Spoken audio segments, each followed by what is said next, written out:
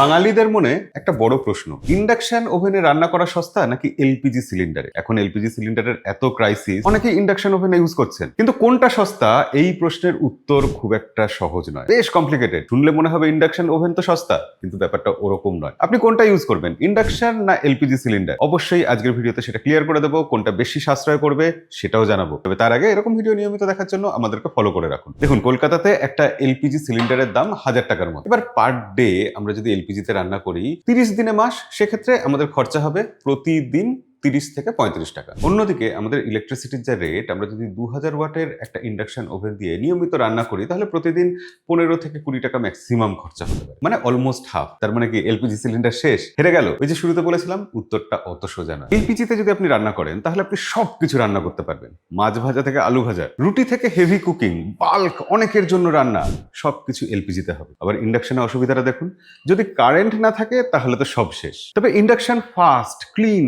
Stylish, এবং ইন্ডাকশনে Maggi থেকে আরম্ভ করে ভাত রান্না করা, এরকম ছোটখাটো কাজ খুব ভালোভাবে হয়ে যায়। কিন্তু আবার উল্টো দিকে ইন্ডাকশনে কিন্তু সব বাসন কাজ করে না। আমরা এটাই দেখছি যে ইন্ডাকশন ওভেন সেটা কস্টের দিক দিয়ে উইনার, কিন্তু প্র্যাকটিক্যাল লাইফে এলপিজি স্টিল কিং।